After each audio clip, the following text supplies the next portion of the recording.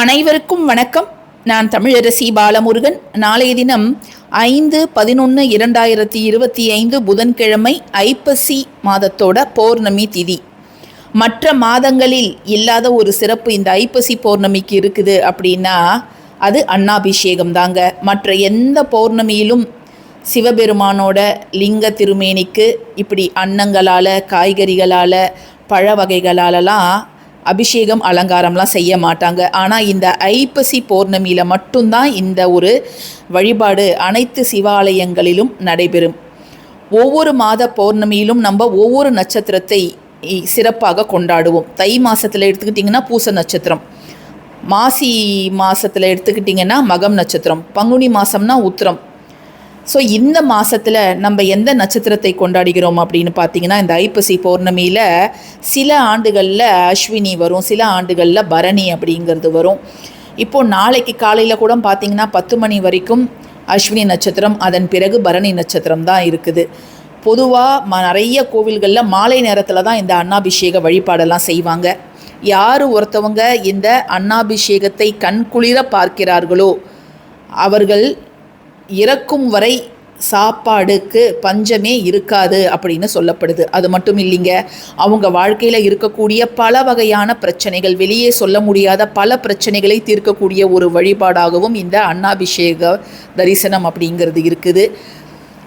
அந்த சாதத்தில், அந்த பிரசாதத்தில் நம்ம ஒரு பருக்கை சாதம் சாப்பிட்டாலுமே நம்முடைய உடலில் இருக்கக்கூடிய தீர்க்க முடியாத நோய்கள் தீரும், குழந்தை வரம் இல்லாதவர்களுக்கு குழந்தை வரம் கிடைக்கும் அப்படின்னும் சொல்லுவாங்க. பொதுவாக லிங்கத்தை 3 பகுதிகளாக பிரிப்பார்கள். அடிப்பகுதி பிரம்மம், நடுப்பகுதி விஷ்ணு, மேல் பகுதி இருக்கக்கூடியது சிவனுடைய பாகம் அப்படின்னு பிரிப்பாங்க. இதில் அடிப்பகுதியில் இருக்கக்கூடிய அன்னத்தை மட்டும்தான் பக்தர்களுக்கு பிரசாதமாக வழங்குவார்கள். நடுப்பகுதி மேல் பகுதி இருக்கக்கூடியதை குளக்கரைகள், நீர்நிலைகளில் கரைச்சிடுவாங்க அல்லது பறவைகளுக்கெல்லாம் உணவாக வைப்பாங்க. சாப்பாடு அப்படிங்கிறது ரொம்ப ரொம்ப முக்கியம். அன்னம் பரபிரம்மம் அப்படின்னு சொல்லுவாங்க. உணவு இல்லாத நம்ம உயிர் உடல் ரெண்டுமே இயங்கவே இயங்காது. உலக உயிர்களுக்கெல்லாம் அன்னத்தை அளிப்பவர் சிவபெருமான். அந்த சிவபெருமானுக்கே நாளை அன்னத்தால் அபிஷேகம் செய்வது அப்படிங்கிறது தான் நாளைய தினத்தோட சிறப்பு. இப்போது நிறைய பேருக்கு அன்னதோஷம் அப்படிங்கிறது இருக்கும். அது என்னங்க அன்னதோஷம் அப்படின்னு பார்த்தோன்னா, நிறைய காசு கையில் இருக்கும், வீட்டில் வேலை செய்ய வேலைக்காரர்கள்லாம் நிறைய இருப்பாங்க, சமையல்காரங்க விதவிதமாக சமைச்சு வைப்பாங்க. ஆனால் அவங்களுக்கு சாப்பாடு என்னவோ 2 டம்ளர் கஞ்சி தான். ஏன்னா அவங்களுடைய உடலில் ஏகப்பட்ட நோய்கள் இருக்கும். சாப்பாடை விட அவங்களுடைய மருந்து மாத்திரைகளோட அளவு ரொம்ப அதிகமாக இருக்கும். இதுதான் அன்னதோஷம். உணவிருந்தும் அவர்களால் சாப்பிட முடியாது. இது ஒரு வகை அன்னதோஷம் அப்படின்னு கேட்டிங்கன்னா, வீடு இருக்கும், ருசியாக சமைத்து போட ஆள் இருப்பாங்க, ஆனால் அந்த சமைப்பதற்கு தேவையான பொருட்களை வாங்குவதற்கு கையில் காசு இருக்காது. உடம்பு ஆரோக்கியமாக இருக்கும், எவ்வளவு சாப்பிட்டாலும் அவங்களுக்கு செரிமானம் ஆகிடும், அந்த அளவுக்கு அவங்களுக்கு உடல் இருக்கும். ஆனால் காசு இருக்காது. காசு இருந்தால் தானே வேண்டிய காய்கறிகள், அதற்குரிய பொருட்களெல்லாம் வாங்கி சுவையான உணவு சமைத்து சாப்பிட முடியும். அது ஒரு வகை அன்னதோஷம். இந்த அன்னதோஷத்தால் பாதிக்கப்பட்டவர்களுடைய வயிறு என்றுமே நிரம்பாது, முகம் பொலிவிழுந்து காணப்படும். எப்போதும் அவங்க சோகத்தில் தான் இருப்பாங்க. இதே அன்னதுவேஷம் அப்படிங்கிறது ஒன்று இருக்குது. அன்னதுவேஷம் எப்படின்னா, பணமும் இருக்கும், வேலை செய்கிறவங்களும் இருப்பாங்க, ஆனால் சாப்பிட உட்காரும்போது மனசு சரி இருக்காது. வீட்டில் அவ்வளவு சண்டை சச்சரவுகள். இந்த சாப்பாடை பார்த்தாலே வெறுப்பாக இருக்கும். ஏன் நம்ம இந்த சாப்பாடை சாப்பிடணும் அப்படின்னு மனசு வெறுத்து போயிருப்பாங்க. அது அன்னதுவேஷம் அப்படின்னு அழைப்பாங்க. இந்த அன்னதோஷம் மற்றும் அன்னதுவேஷத்தால் பாதிக்கப்பட்டவர்கள் அதிலிருந்து எப்படி வெளியில் வரலாம் அப்படின்னு பார்த்தீங்கன்னா, நாளைய தினம் நடக்கக்கூடிய அன்னாபிஷேகத்தை அவங்க கண் குளிர பார்த்தாலே போதுமானது. உங்கள் வீட்டில் சிவலிங்கம் சிலை இருந்ததுன்னா நீங்கள் வீட்டிலே கூட பச்சரிசி சாதம் வடித்து, குழைவாக வடித்து, அதை லிங்க திருமேனிக்கு அழகாக அலங்காரம் செய்து, அந்த சாதத்தை வெறுமனே சாப்பிடக்கூடாது. ஒன்று தயிரோ நெய்யோ அதெல்லாம் விட்டு பிசைந்து பிரசாதமாக வீட்டில் இருப்பவர்களுக்கு தரணும். அது மட்டும் இல்லாமல் நாளை என்ன நீங்கள் வேலையாக இருந்தாலும் ஒரு 10 நிமிடமாவது நிலவொளிக்கு கீழே அமரணும். அந்த நிலவொளியானது உங்களுடைய உடம்பில், உங்களுடைய தோல் வழியாக உடம்பில் ஊடுருவணும். அப்படி ஆச்சுன்னா மிகப்பெரிய ஒரு மனத்தெளிவு, புத்துணர்ச்சி, இது எல்லாமே உங்களுக்கு கிடைக்குங்க. அதனால் நாளைய தினம் இதையும் நீங்கள் அவசியம் செய்யுங்க. ஸோ நாளைக்கு நீங்கள் சிவபெருமான் கோவிலுக்கு கொடுக்க வேண்டிய 3 முக்கியமான வெள்ளை நிற பொருட்கள் என்ன அப்படிங்கிறத நம்முடைய சேனலில் ஒரு பதிவாக கொடுத்துருந்தேன். அதோட லிங்க் நான் டிஸ்கிரிப்ஷன் பாக்ஸில் தரேன். மிக மிக முக்கியமான ஒரு பதிவு அது. ஆனால் நிறைய பேர் பார்க்கவே இல்லை. ஸோ ஃப்ரீ டைம் கிடைக்கும்போது அதை பார்த்து பயனடைங்க. எவ்வளோ பொருள் தரலாம் நம்ம சிவன் கோவிலுக்கு, அதுக்கு ஒரு பெரிய லிஸ்ட்டே இருக்குது. ஏன்னா ஒரு அபிஷேக பிரியர், அபிஷேக பொருட்கள், அர்ச்சனை பொருட்கள், பூக்கள், இலைகள், பழங்கள், கனிகள் எல்லாமே தரலாம்.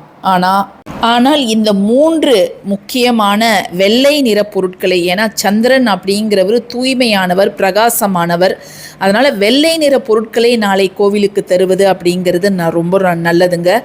அதுவும் நாளை நீங்கள் சந்திரனை வழிபடுறது.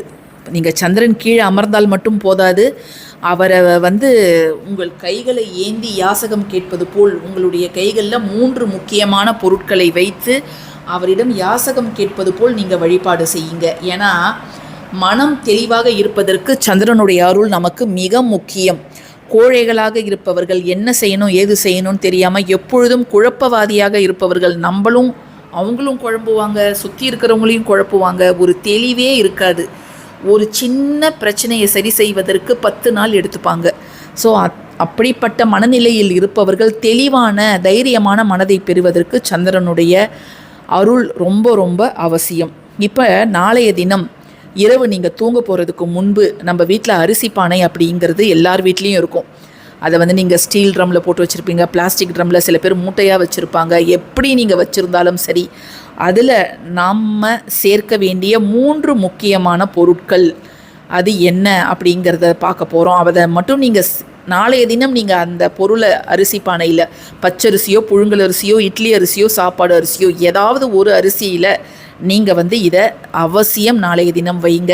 ஆனால் சுத்தபத்தமாக இருப்பவர்கள் மட்டும்தான் இதை வைக்கணும். பெண்கள் தீட்டு காலங்களில் இருந்தீங்கன்னா உங்களுடைய கணவர் இந்த விஷயத்தை அவசியம் நாளைக்கு செய்யணும். இப்போ அந்த 3 பொருட்கள் என்ன அப்படிங்கிறதையும் நம்ம பார்த்துடலாம்.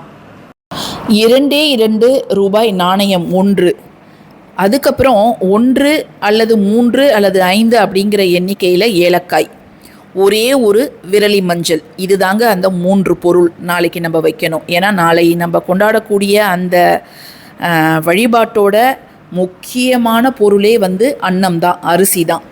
அந்த அரிசியில் சந்திரனுடைய எண் என்ன அப்படின்னு பார்த்தீங்கன்னா 2. அதனால் 2 ரூபாய் நாணயம் 1 அல்லது 1 ரூபாய் நாணயம் 2 நீங்கள் வைக்கலாம்.